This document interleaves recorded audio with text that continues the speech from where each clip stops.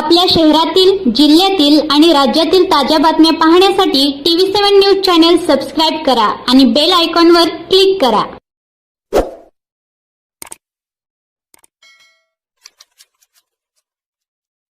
सालाबाद प्रमाणे हे गावडे कुटुंब सांगोला शहराच्या नजदीक राहतात।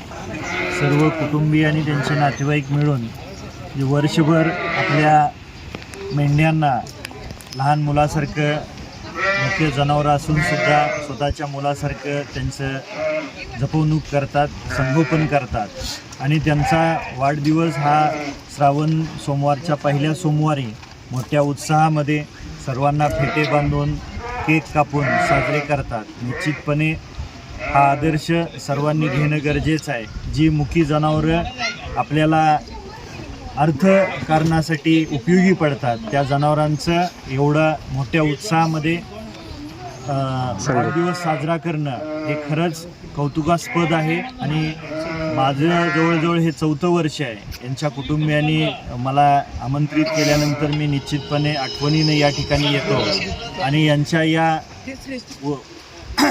या वाढदिवसाच्या सोहळ्यामध्ये आनंदाने सहभागी होतो। त्याच पद्धतीने इतरही जी मुकी जनावरं आहेत, जसं बैलपोळा शेतकरी बांधव मोठ्या उत्साहात साजरे करतात, त्याच पद्धतीनं गावडे कुटुंबीय मेंढरांचा वाढदिवस मोठ्या उत्साहात साजरे करतात। यांच्या या उपक्रमाला खूप खूप शुभेच्छा आहेत आणि आमच्या सर्वांच्या वतीनं शुभेच्छा आहे। निश्चितपणे भविष्य काळामध्ये यांचं आयुष्य खूप चांगलं आणि उज्ज्वल असेल असं मला वाटतं। सिद्धेश्वर सदाशिव गावडे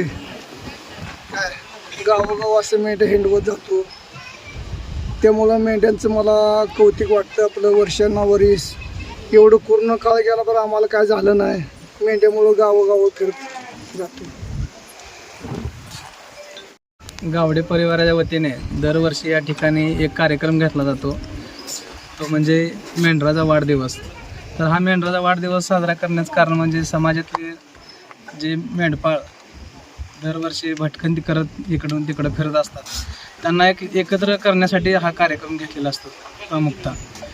त्यानंतर या कार्यक्रमाचा आणखी एक उद्देश म्हणजे सर्व समाज बांधवांनी आपल्या मुख्य व्यवसाय असलेले मेंढपाळ हा करण्याकडे वळलं पाहिजे आणि शेतीबरोबर मेंढपाळ हा सुद्धा व्यवसाय केला पाहिजे, हाही या पाठीमागचा उद्देश आहे।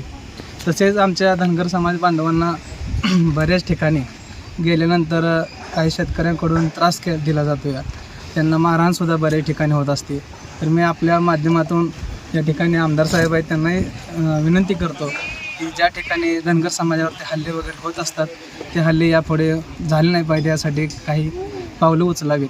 त्याचबरोबर या मेंढपाळ बांधवांना शासनामार्फतसुद्धा अनेक अनुदान वगैरे योजना ज्या असतील त्या यांनी आमदार साहेबांच्या माध्यमातून त्या पूर्ण कराव्यात असं या ठिकाणी आम्ही आमदार साहेबांना विनंती करतो आणि आलेल्या सर्व समाज बांधवांचं या एक मेंढपाळ बांधवांचं या ठिकाणी वाढदिवसानिमित्तानं सर्वांचं सहर्ष स्वागत करतो।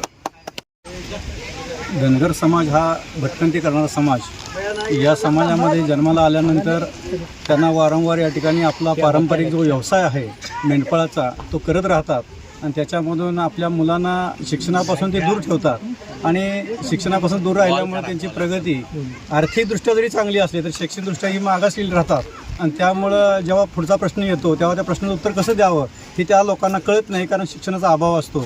आणि म्हणून माझी या निमित्ताने एक विनंती आहे की आपल्या मुलांनासुद्धा यापुढे त्या ठिकाणी शिक्षणाच्या ह्याच्यामध्ये आणावं, त्यांना शिक्षण द्यावं आणि त्यामुळं आर्थिकदृष्ट्या जरी प्रगती असली तर शैक्षणिकदृष्ट्यासुद्धा आपण प्रगती केली पाहिजे, याशिवाय आपल्या समाजाचा विकास होणार नाही असं मला वाटतं। या ठिकाणी या कार्यक्रमासाठी सांगोला तालुक्याचे लोकप्रिय आमदार डॉक्टर बाबासाहेब देशमुख, काशीलिंग गावडे, इतर सर्व समाज या ठिकाणी त्यांनी भावना व्यक्त केल्या आणि या कार्यक्रमासाठी आपण सर्वजण उपस्थित राहिला त्याबद्दल धनगर समाज सेवा मंडळ आणि धनगर बांधव यांच्या वतीने मी आलेल्या सर्वांचं मनपूर्वक आभार